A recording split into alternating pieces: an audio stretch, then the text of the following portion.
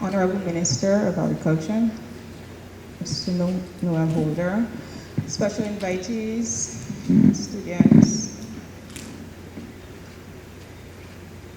This evening, I'd like to focus my presentation on the HFC phase down, and this is the impending phase down program that Guyana is to embark on.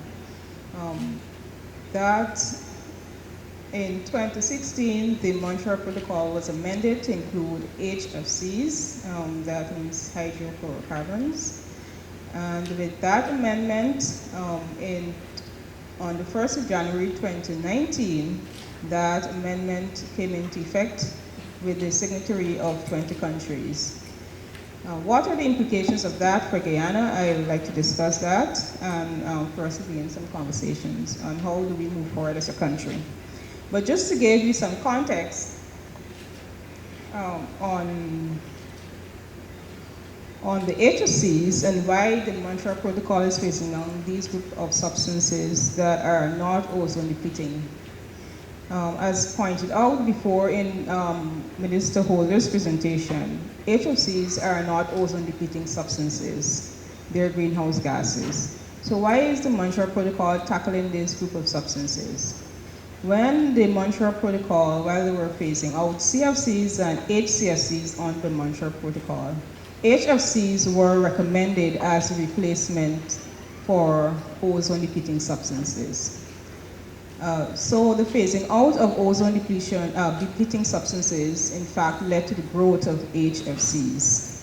So the Montreal Protocol felt a sort of responsibility, again, for getting rid of these substances that they believe will impact the long-term achievement of the climate change mitigation goals of restricting global temperature increases by 2 degrees Celsius by the end of this century.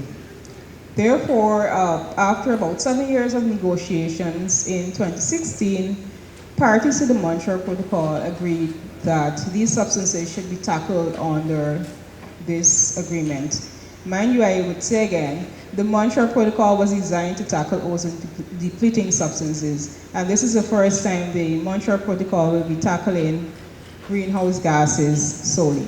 Mainly one of the reasons is that the Montreal Protocol has done so well as an international, as a multilateral environmental agreement that it was felt that we can have some new challenges. We're doing so well with the current ones, and we can take on new challenges.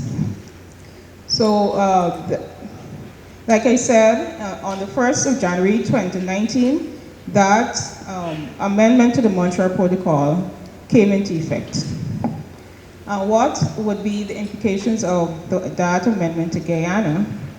One is that Guyana will have to, as a party to the Montreal Protocol, after signature of the amendment, we will have to begin phasing out HFCs. The HFC phase-out program for countries such as Guyana will begin in 2024. Guyana is, contrary to other ozone depleting substances, we are not phasing out, HFCs, we are phasing down. So we are required to phase down HFCs by 80% by 2045. You might hear about HFCs and wonder what are HFCs. So HFCs are we have about 3 common HFCs that are imported in Guyana. We have the R1 or the HFC 134A that's used in your domestic refrigerators. If you have a refrigerator at home, then it uses R134A. The refrigerant or the gas in that refrigerator is R134A, and that's an HFC. You also have HFCs in your air conditioning units, the domestic air conditioning units, and that one is called HFC 410A. So currently, because we've banned HCFC 22, which was used previously in our air conditioning units, all new air conditioning units are being imported with HFC 410A. So, and that's an HFC, and also we have HFC 404A used in your commercial refrigeration systems. So we have most of our refrigeration equipment also in your mobile refrigeration system. Those are the trucks that transport our vegetables and poultry and those things. They also use the R404A. So HFCs are very important to our economy. We depend on them. We depend on that technology a lot currently. So the phasing out of the substance would impact us greatly, providing if there are no proper alternatives to replace them. So as I was saying, the phase out will begin in 2024 and it will end in 2045 with the phasing down of HFCs by 80%. 80% of the baseline calculated as the average consumption for the period 2020 to 2022 plus 65% of the current baseline for HCFCs. I know this is new and I'm just throwing this out. I guess when we get into the panel discussions, we'll be able to explain this a little more. You can ask questions and we'll be able to explain how it's derived. So the baseline is based on the average import for 2020 to 2022, and then we add 65% of our current HCFC baseline. Just for context, in the Montreal Protocol, consumption means a country's production plus their import minus their export. So because we do not produce or there are no records of export in Guyana, our consumption is equivalent to our import. So when we're controlling our consumption, we're more or less seeking to control our import. And Guyana controls import by issuing license to importers. So if we have a refrigerant that we would like to restrict, then annually we set quotas and we issue quotas to importers and they are allowed only to import those quantities that were issued to them.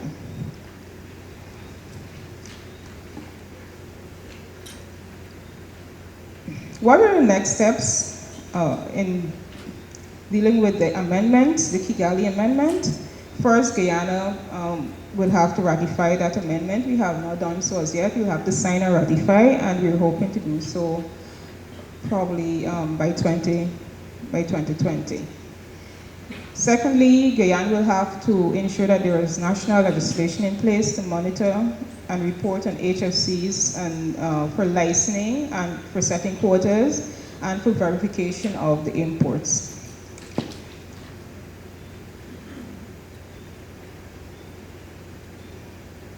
We have currently an order that controls imports under the trade order where we issue license for the importation of substances such as the refrigerants HCFC 22 and the other ozone depleting substances under that legislation. And that legislation is enshrined within the Trade Act. What would be the possible implications if Guyana does not ratify this amendment to the Montreal Protocol? First of all, there are trade sanctions that are included in the Montreal Protocol so that parties who do not ratify would not be allowed to trade with parties who ratify the amendment. So that if Guyana chooses to not ratify, by 2033, that condition comes into play. So 2023, Guyana will not be able to import from or export to countries who've ratified. Also, there is the possibility that if there are no controls, countries phasing out are likely to dump obsolete and high GWP and energy efficient equipment into Guyana, which will increase the long-term burden of managing and disposing of these equipment. Phasing down HFCs will help Guyana to avoid this saturation of high GWP refrigeration and air conditioning equipment, and will encourage us to seek out longer-term, low GWP and energy-efficient alternative technologies. And this will help us to achieve both energy efficiency gains and CO2 emission reductions. Moreover, we can use this opportunity to quantify the potential CO2 emission reduction benefits of HFC phase down,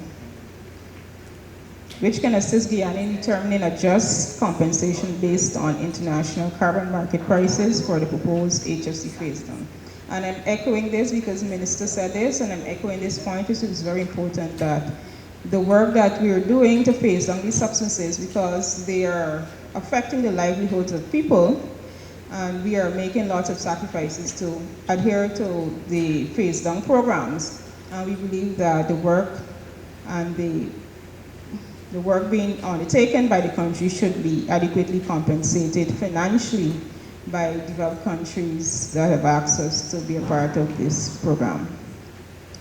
Parties to the Montreal Protocol are currently negotiating terms for funding of HFC phase-down programs. Therefore, such a proposal by Guyana on what we believe would be fair compensation for our phase-down of HFCs can be considered by parties if we come together as a country and propose, based on the work that will be undertaken and the environmental benefits, what would be possibly a fair compensation for that work. So this concludes my contribution. I thank you.